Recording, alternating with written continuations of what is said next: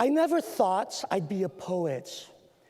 I just wanted to star in Broadway musicals, but I got tired of playing Chino from West Side Story. So I decided to go into something more lucrative, like poetry.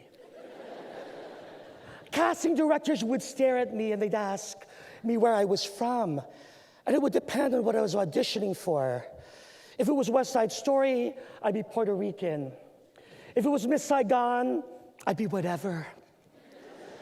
But then I figured out it depends on what season of the year it is. In spring, I get the Chinese parts. In June, the South Asian parts. And by August, I'd be up for The Color Purple, the musical.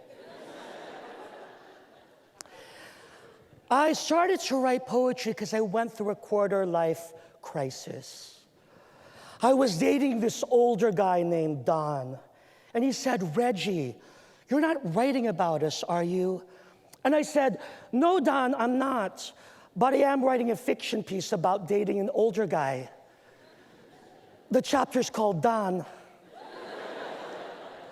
But I spell it with 2 N's. And he says, "Reggie, you're crazy. I can't go out with you." And I said, "I can't help it, Don. You bring out the writer in me." See, Don is one of those guys that are attracted to me. They're usually anthropologists.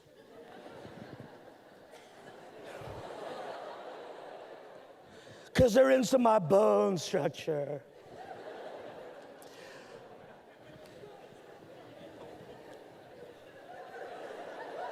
So I'll be at a bar, and this guy will stare at me. Really hot guy will stare at me like I'm on the cover of National Geographic. And he'll come up to my ear and he'll whisper, "Could I tell you something personal? You remind me of an Aztec priest." Well, that gets me excited. Let's strip naked and dance to Montezuma. Are you Cortez? And he'll stare at me some more and ask, "Where are you from?" "Baltimore?" No. Where are you really from? Say it to me slowly. "Baltimore, Maryland?"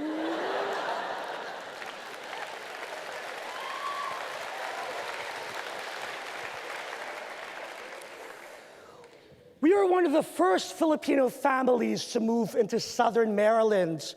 It was so long ago we came in on Carabao. As soon as we moved into our new home, all the neighbors stared at us as my mom, who is super Catholic, a nurse, and a hypochondriac, started making the sign of the cross with Lysol.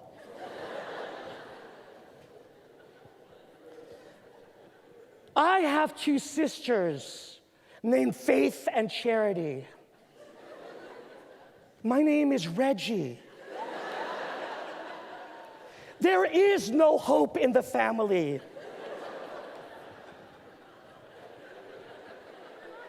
Reggie means king, but my parents didn't know they got a queen.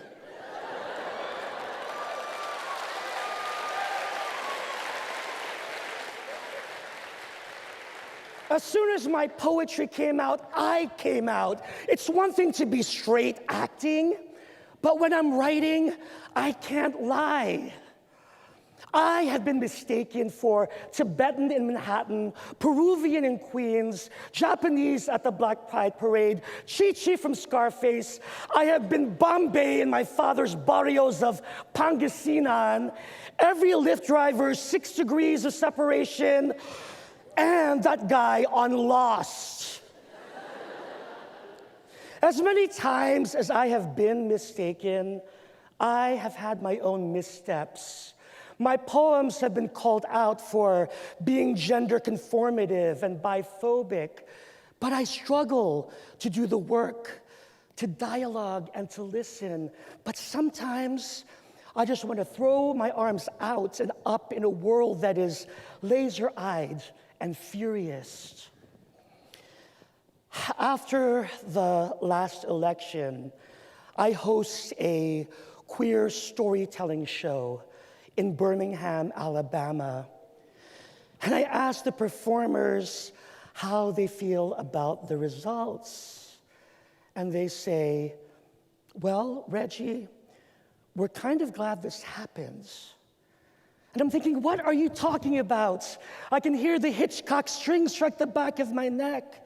And they say, see, Regie, what you're fearing is what we've been living with on a daily basis.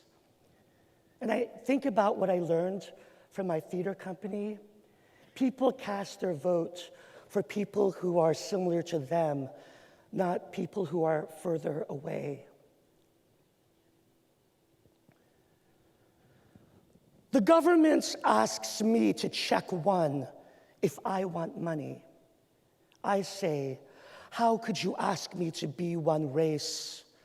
I stand proudly before you, a fierce Filipino who knows how to belt hard gospel songs played to African drums at a Catholic mass, and loving the music to suffering beats and lashes from men's eyes on the capital streets. Southeast DC with its sleepy crime, my mother nursed patients from 7 to 9, patients gray from the railroad, riding past civil rights. I walked their tracks when I entertained them at the chapel and made their canes pillars of percussion to my heavy gospel. My comedy out loud, laughing about our shared stolen experiences of the South. Would it surprise you if I told you my blood was delivered from north, of Portuguese vessels who gave me spiritual stones and the turn in my eyes, my father's name when they conquered the Pacific Isles?